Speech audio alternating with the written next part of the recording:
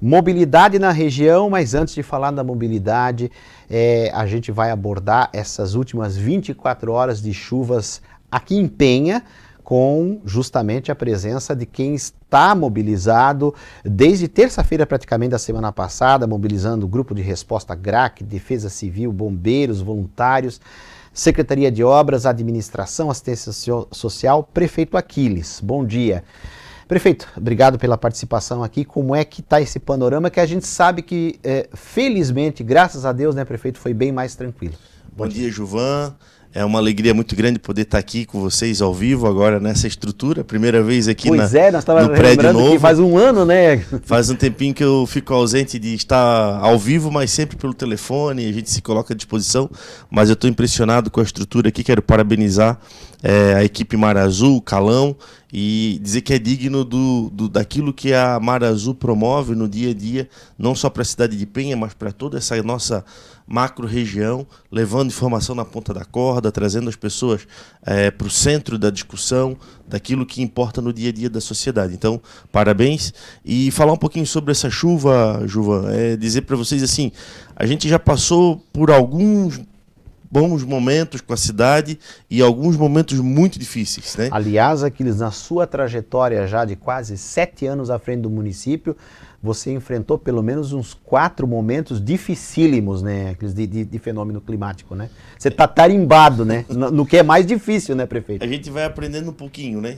As coisas vão acontecendo e a gente vai, na verdade, a gente vai se tornando não só mais experiente, mas também mais forte, mais calejado, né? A gente costuma dizer, o ditado popular é que o couro vai ficando mais duro. E acho que foi um pouco disso, a experiência, a expertise da nossa equipe de trabalho, do bombeiro voluntário, do bombeiro militar, da polícia militar.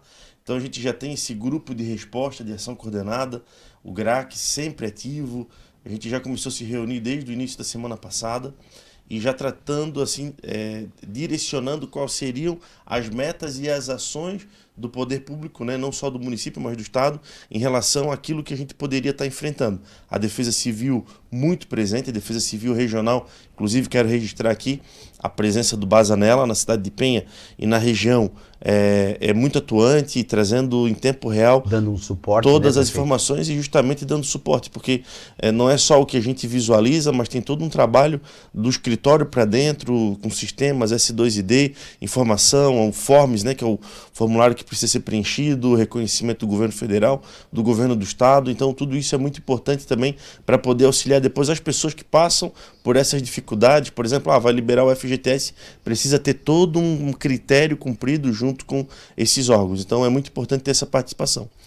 E o município de Penha, eu até falei ontem, pela graça de Deus, mas acima de tudo, pelo ímpeto de uma grande e valorosa equipe que com fé em Deus conseguiu avançar com esses desafios e implementar no seu dia a dia um cronograma de ação, né, com vários investimentos, seja através de planejamento, através da Secretaria de Obras e Infraestrutura, fazendo com que no seu dia a dia pudesse estar executando vários sistemas de drenagem no decorrer dos últimos anos, contribuiu sobremaneira, aliás, de maneira muito significativa, para poder evitar, ou ao menos amenizar, o efeito da água, o efeito das chuvas na cidade de Penha. E prefeito, eu comentei hoje no início do radar, porque o Eloy Mendes esteve com o senhor no final de semana, até naquela monitoramento da questão das encostas, não só Penha, mas o tempo-resposta da região hoje para montar abrigo, para deslocar colchões, fazer estrutura e tal, está bem mais rápido, né? Porque o que tu falou, vai ficando mais calejado, né? Vai aprimorando essa resposta que tem que dar para a sociedade como um todo, né? A primeira grande chuva que a cidade de Penha enfrentou foi dia 17 de janeiro de 2018. Naquela oportunidade, João, veja só, a gente teve 50 milímetros de chuva. Depois, dia 17 de fevereiro de 2018. Eu me lembro bem, porque 2018 foi o ano eleitoral. Então, foi o ano do início do governo Moisés. Aliás, foi 2019. 2018 eleição, 2019 ele já estava no exercício do mandato. E dia 17 era o número PSL, sim, na época, sim, e tal. Sim. E eu clamava muito pela presença do governador aqui. E falava, por uma questão de destino, quis o destino, né, que caísse justamente dia 17 e repetiu em janeiro e fevereiro. Então, no primeiro mês e no segundo mês do governo do governador, a gente teve esses dois incidentes aí de maneira muito grave e devastou a cidade. Ontem eu coloquei um vídeo na minha rede social trazendo fatos históricos desde 2017 para cá. Com vários trechos de programas da época, né? Aquelas... Reportagem de vários eventos que a gente teve, com 100 milímetros, 109 milímetros, 107, 140 milímetros de chuva. Então, tu vê que, com o passar do tempo, esses investimentos em sistema de drenagem vêm contribuindo para poder realmente amenizar a dificuldade. Nós acumulamos agora, atingimos e superamos até a marca dos 130 milímetros. Isso significa dizer o que, Juvan? Que se essa chuva ocorresse sem esses investimentos que a prefeitura fez nesses últimos anos em sistema de drenagem, olha só, é um número importante que precisa ser dito, são mais de 100 tubos. Aliás, são mais de 100 mil tubos. Tubos, galeria, que a gente colocou. Cada tubo, cada galeria, ela tem Citando, 1 metro. Prefeito, um caso muito significativo que eu lembro que o senhor acompanhou, a Nereu de Assis, por exemplo. Né? Fazendo ali, citando... Que antes era a Rua da Vala. A Rua da Vala. Agora é a Avenida Central. Fica só o apelido, mas não tem mais vala. Avenida Central Nereu de Assis. Então a gente colocou 100 mil tubos. Cada tubo tem 1 metro. Então são 100 mil metros. Quer dizer, são 100 quilômetros. 100 quilômetros, gente, para quem está nos ouvindo aqui da cidade de Penha, é a distância daqui a Florianópolis.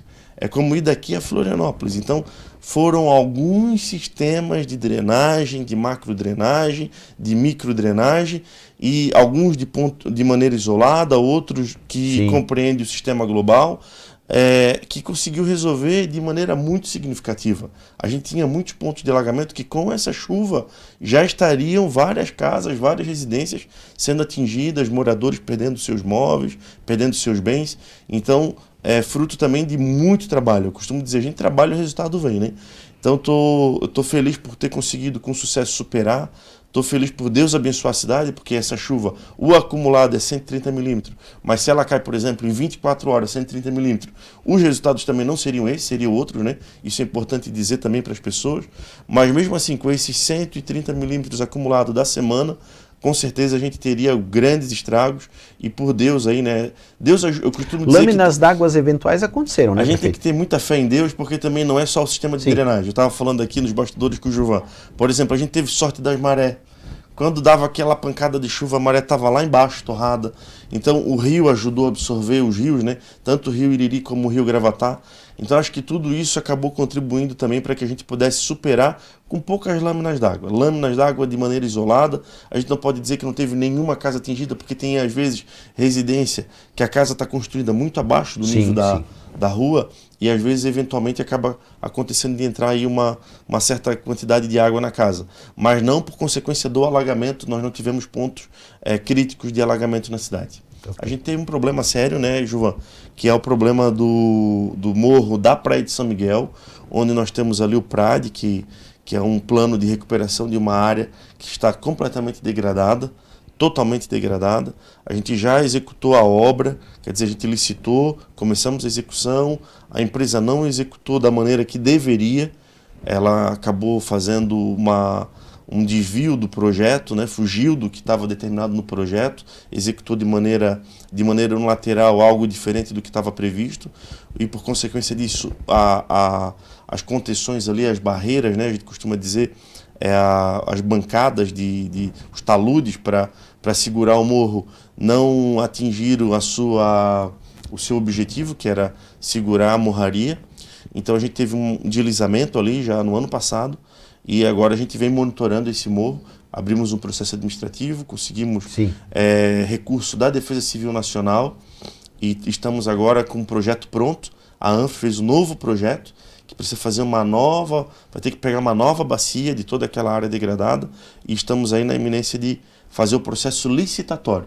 Então a gente vai licitar para poder recuperar essa área degradada lá na Praia de São Miguel. É uma área que preocupa porque é uma vila de pescadores ali.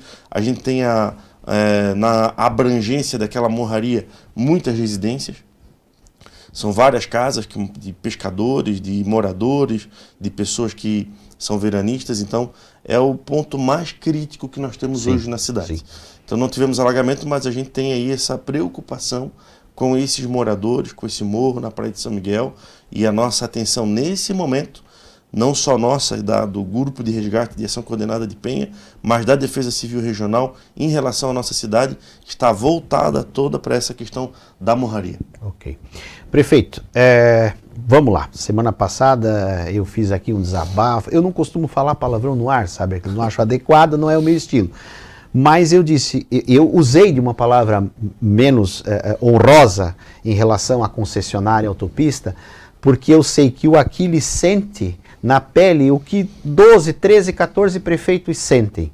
Que eu estiquei a situação até Araquari, do Clenilton até Porto Belo, né, de Araquari até Porto Belo, nós estamos aqui às vésperas de mais uma alta temporada, enfrentando o gargalo. Todo dia a gente abre o trânsito aqui, a situação é essa. E tu, eu até usei a expressão, você primeiro clamou solitariamente, né? Não, claro, já era o presidente da ANFRE, mas peitou Justiça Federal. E agora, claro, o Dalago, Paulinho, os prefeitos estão irmanados contigo nessa luta. Como é que foi a audiência em Brasília? E vai vir mesmo um plano da autopista já para dezembro? Como é que está isso aí? Então, Gilvan, essa questão da BR-101 começou a chamar muita atenção depois que a gente começou a trabalhar muito na cidade de Penha e tentar colocar Penha no radar para ela se transformar num destino turístico. Eu imagino que tu recebe pressão de hoteleiro, dono de pousada, Parque Beto Carreiro, enfim, o trade turístico todo vai em cima do prefeito, né? O que a gente fez? A gente fez uma campanha que se chamava Descubra Penha. Então a gente começou a divulgar as belezas naturais. A Penha é essa península que avança ao mar, são 30 quilômetros, mais de 30 quilômetros de orla marítima, 30 praias, uma boa rede hoteleira, a âncora, o Beto Carreiro como uma grande âncora, né? Acho que a mola propulsora do turismo, principalmente do turismo temático da América Latina, é o Parque Beto Carreiro. E a gente, por consequência disso, acabou vocacionando a cidade para a questão turística. Então, colocar a Penha no radar, no sentido de fazer que grandes empresas comecem a observar a vocação da cidade para fazer investimentos na área do desenvolvimento turístico, de trazer para cá grandes players, né? Parques de diversão, parque aquático, uma rede hoteleira forte, né? Uma marca consolidada também para ter aí um chamariz, uma grife para poder consolidar o setor hoteleiro, enfim, serviços, a gente trabalhando muito forte na qualificação, né, de mão de obra aqui da cidade, não só da rede hoteleira, mas da rede gastronômica, escola de culinária, e a gente começou a ver que a cidade começou a se desenvolver, caminhar, trazer grandes investimentos, mas a gente sentia uma barreira. E conversando com grandes empresários, com grandes investidores, a dificuldade que é colocada é a preocupação deles em relação a saneamento, que aí justifica a nossa grande luta, não só saneamento, mas fornecimento de água. Essa foi a primeira trave que a gente teve que destravar, e aí foi talvez a maior vitória política que a cidade de Penha teve. Eu sempre falo aqui que você gosta de briga grande. Conseguir judicialmente, porque antecipar mais de 10 anos de contrato aí, né? E uma coisa é que o judiciário não coloca a mão em nenhum tipo de concessão, porque PPP no Brasil é uma coisa que dá certo. Sim. E não pode de maneira nenhuma o judiciário gerar algum tipo de insegurança jurídica para investidores. Mas eu lembro que a primeira vez que você pegou o contrato da Águas de Penha, você já foi crítico ao contrato, né? Você já defendeu, você olhou o prazo ali e disse, não dá para ficar desse jeito. Quando eu assumi, já foi a minha luta, né? Então a gente começou administrativamente, tentamos aí repactuar o contrato e tal. Enfim, tivemos o sucesso, conseguimos antecipar. Essa era uma trave. Segunda trave é algo que a gente vem resolvendo aí, conversando com a Celesc, que é o fornecimento de energia. A gente até aqui, a gente não teve graves problemas, mas à medida que a cidade cresce, é preciso pensar a cidade para o futuro. Então a gente está trazendo para a cidade de Penha uma subestação elétrica importantíssimo, para poder atender essa demanda de crescimento também da cidade. E que é o que a região precisa, porque o Douglas, junto ao Moisés, na época, conseguiu uma grande subestação, hoje atende Barra Velha e São João Taperiú, né? Então, você está nesse pleito também. E a gente vai fazer uma grande para poder atender Balneário Pissarras, para poder atender Penha, para poder atender também o município de Navegantes. Então ali a gente já está fazendo a doação do terreno para a Celesc, para poder trazer essa subestação. Isso já está bem encaminhado, é uma conversa que a gente já vem tendo há muito tempo. E aí vem a grande questão, agora o X, que era a questão da BR-101. Olha, a espinha dorsal de conexão, de ligação entre todas essas cidades, tu falou de Araquari até Porto Belo, eu acho que é mais do que isso. Porque se tu olhar todo o litoral norte, por exemplo, pessoal que mora em Guaramirim, pessoal que mora em São João, pessoal que mora em Jaraguá do Sul, final de semana ele vem para a praia.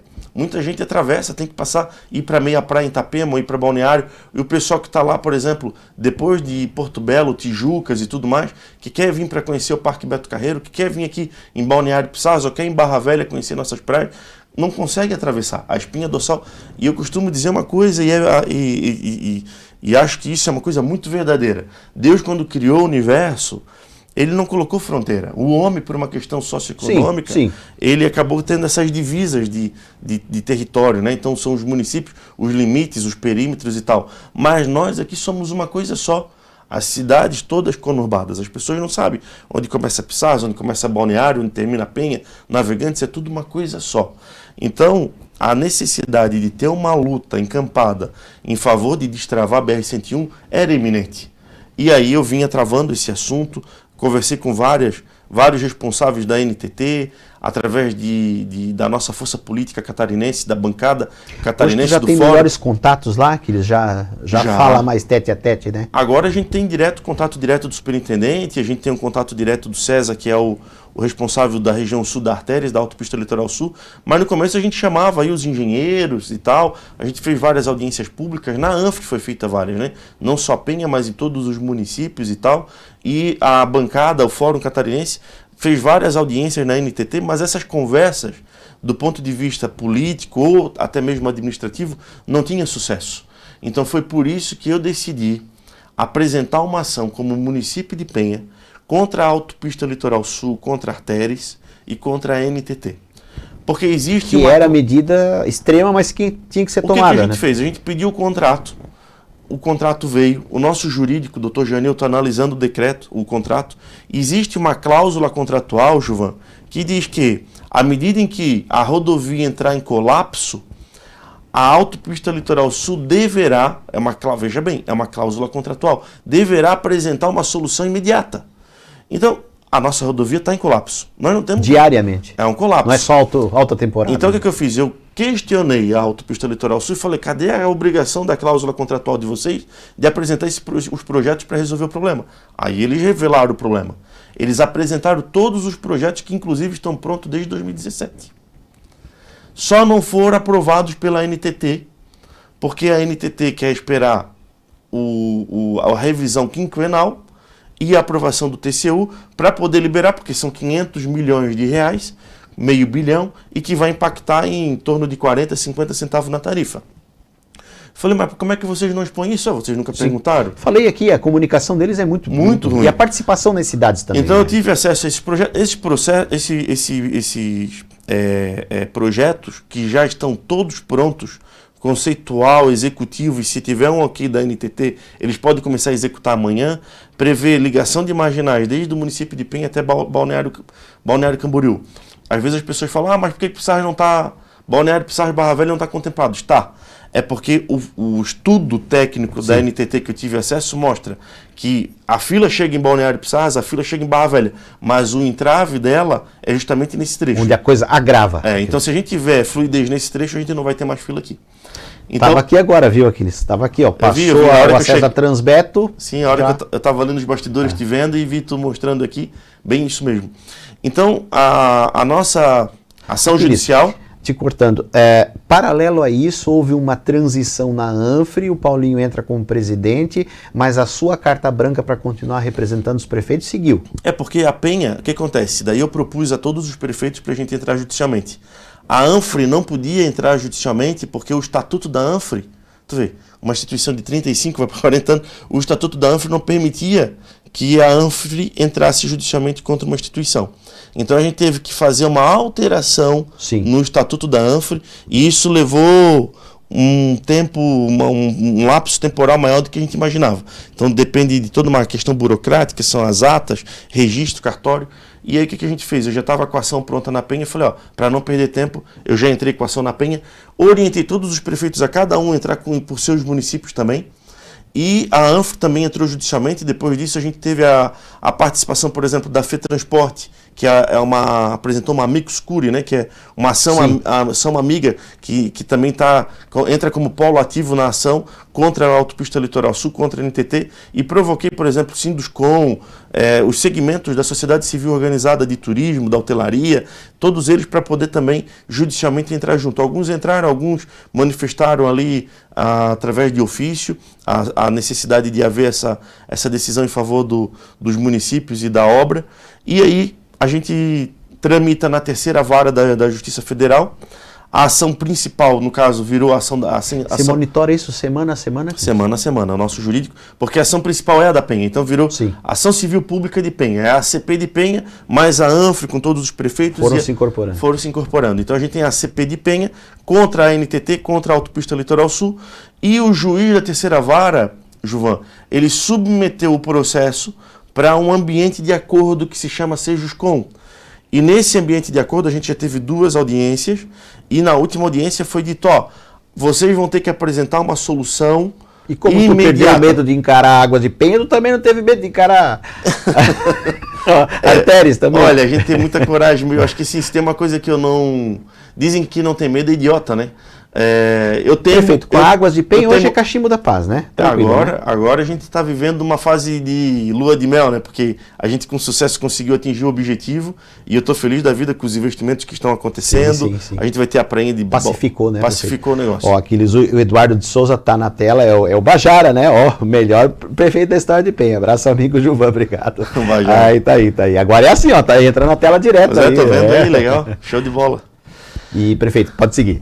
Então, e como eu estava falando ali sobre essa ação, ela transcorre, então, dentro do ambiente da justiça, né, que propõe o proponente da ação, junto com os réus e tal, eles ficam à vontade para compor um acordo. Então, é o Sejuscom. E nesse ambiente de acordo, o juiz deu um prazo para que até na próxima audiência, que deve acontecer agora, no mês de outubro, a Autopista Litoral Sul, junto com a NTT, tome as providências e apresente um projeto de uma solução imediata. E aí, a Autopista Litoral Sul apresentou uma medida mais, vamos dizer assim, mais imediata, mais rápida de executar, com projetos da ordem de 350 milhões, baixa um pouquinho.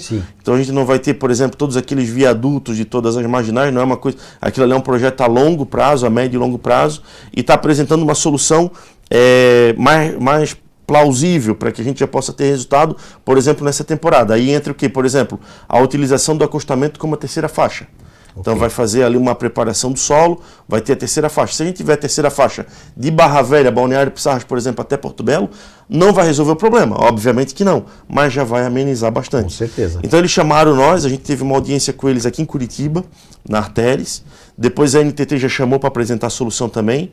Nós, a princípio, vamos aceitar, só tem um detalhe que eu, particularmente, eu acho que sou o único dos prefeitos e do grupo todo que está segurando, mas se precisar vou abrir mão. Mas não é uma coisa que eu gostaria de abrir mão, é que a ponte do Rio Itajaí, Juvan, é uma coisa que não tem nada a ver com a rodovia em si, por isso que a NTT não quer. Mas a gente tem uma coisa muito importante na foz do Rio Itajaí, que é o Rio Itajaí. E isso daí é a produção de emprego, de geração de renda. Olha o Porto Navegantes, olha o Porto Itajaí, olha os portos que a gente tem ali, o complexo portuário, os estaleiros, a indústria da pesca. Imagina se a gente tem condições de levar esse corredor náutico até Ilhota, por exemplo, ou até Blumenau, por exemplo. Hoje a gente tem uma trava, que é a trava da ponte da BR-101. Por quê? Porque existem 2 pontes, mas uma não está alinhada com a outra. A coluna basilar, o pé direito das pontes, estão em posições desalinhadas. E isso impede o fluxo de embarcações maiores. Então a gente não tem, por exemplo, o modal do transporte de cabotagem, por exemplo, que é o modal que nós poderíamos utilizar para resolver o problema da Jorge Lacerda, para resolver o problema inclusive da Antônio Raio, que poderia se utilizar desse modal, e da 470, porque a gente vai ter impacto desde da grande Blumenau, da região do Médio Vale ali, até aqui a Foz do Rio. Então acho que é importante haver esse alinhamento das pontes. E no projeto principal, daquele de 500 milhões, existia a construção de uma super ponte alinhando as colunas com 6 pistas. Com mais as 2 que tem, a gente teria 8. E nessa proposta paliativa, eles vão manter a ponte como está, só vão fazer uma reforma e uma estrutura para poder aumentar. Pela agilidade que precisa se ter. Para ter, mas a gente não pode abrir mão de, pelo menos no futuro, prever essa super ponte, porque isso vai alavancar a economia, vai gerar emprego, vai gerar renda para todos nós aqui de Penha, de Balneário Pissarras, da nossa região, e não só da nossa região, mas do Médio Vale também. Ok. Prefeito, a Elizabeth Trapp esteve com a gente aqui também, a Marlene Líder parabenizando pela atuação, aqueles também aqui na participação no Ar do Radar. E eu citei isso no comentário da semana passada, prefeito, e repito, eu acho que o teu know-how hoje era até para você, terminado o mandato de prefeito, ocupar um bom cargo aí na esfera ou estadual ou até mesmo federal. E eu usei uma expressão aqui, depois eu corrigi, o Aquiles não gosta do Lula. Não, o Aquiles não apoiou o Lula, mas é diferente, porque eu acho que hoje o teu acesso hoje, eu acho que poucos homens públicos hoje da região têm essa condição e essa experiência de enfrentamento mesmo, de grandes corporações. Porque tem gente que nem começa, desiste antes de começar, né, prefeito? Acha que não vai conseguir. Tu tá conseguindo, tu tá indo atrás, tá buscando. Tá aí a resposta, né? Tá aí já eles acenando. Porque sabe que tem agora a Justiça Federal também nesse circuito. Prefeito, eu queria que tu não levasse mais um ano para vir aqui no estúdio e que o prefeito pudesse futuramente estar com a gente para detalhar então a questão que eu sei que para esse ano aí tem 11%, 12% já do saneamento básico. Eu quero que tu detalhe isso com a gente. E numa próxima até falar da questão da vice, tá, prefeito? Numa próxima aí, porque a gente tem que te ouvir também. Sim. Mas para o próximo encontro. E agora, em curto prazo, você disse que monitora semanalmente a questão do andamento da ação federal, o Janilton está em cima, Camila também te acompanha na questão administrativa. Quais os próximos passos? Agora você falou que vai ter essa audiência, mas até o final do ano, Aquiles, o que dá para a comunidade regional sentir em termos de mobilidade? A gente vai ter uma reunião com a NTT aqui na nossa região, porque a Polícia Federal não participou dessa última que a gente teve lá em Brasília, e a liberação dessa terceira faixa depende muito do posicionamento também da Polícia Rodoviária. Sim. A Polícia Rodoviária já é parte do processo na Justiça Federal.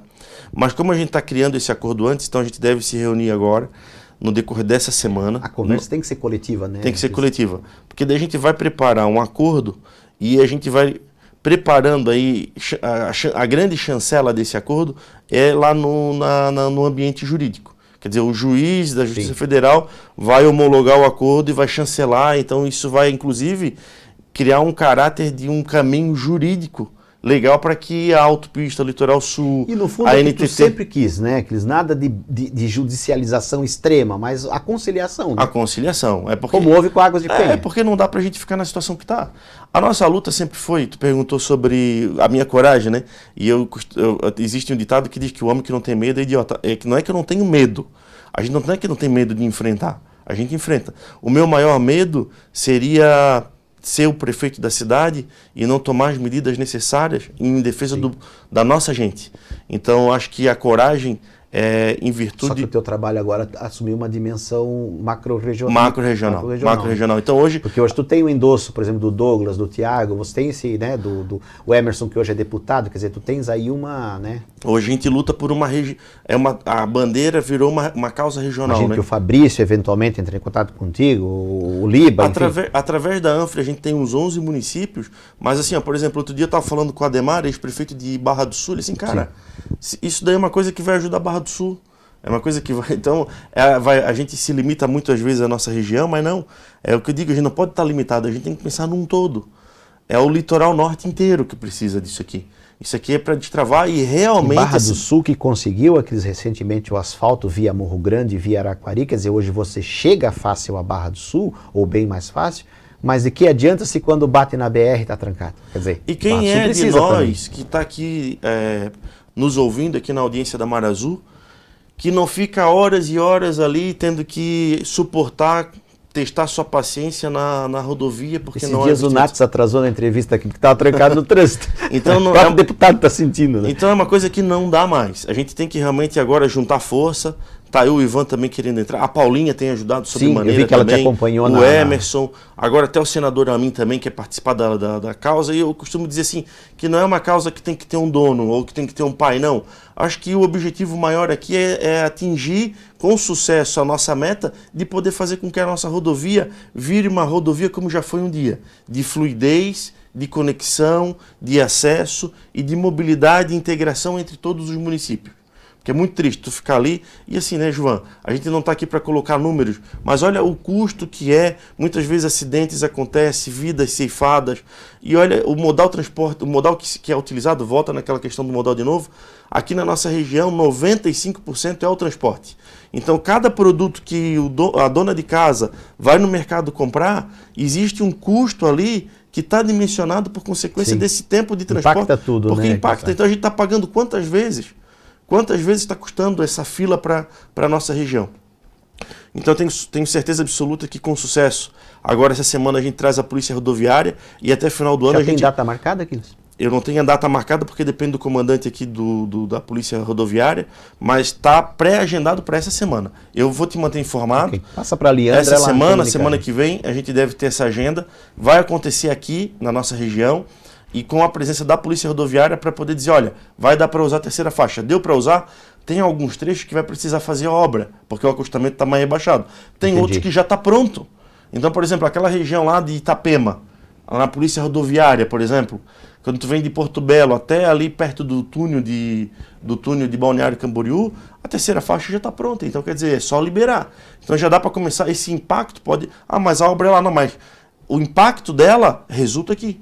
É menos fila que a gente tem, quem está indo no sentido sul ou quem está indo no sentido norte, vai impactando, querendo ou não, na nossa região também. Esperamos, prefeito, que se não for tão receptível para esta temporada, mas a próxima a gente já possa ter aí melhores resultados e a gente vir celebrar aqui, tá, prefeito? Porque o espaço aqui está sempre aberto. Juvão, obrigado aí pela acolhida, pela participação. Deixar um abraço para toda a equipe Mar Azul, para toda a audiência, me colocar à disposição e sempre que for necessário, com certeza volto aqui para trazer notícias também da cidade, das nossas obras. A gente tem que vir falar sobre o Finisa. Finisa, saneamento. A gente está fechando o Finisa, eu quero fazer uma prestação de contas do Finisa, quero começar com vocês aqui, quero ir na Câmara de Vereadores e mostrar as obras que a gente conseguiu entregar e os projetos que a gente tem de novas obras que também para acontecer aí no decorrer desse ano ainda e do ano que vem. Então são vários assuntos que a gente precisa estar trazendo para poder falar com a nossa gente, com a nossa cidade, com as pessoas que estão nos acompanhando. Ok, obrigado, prefeito.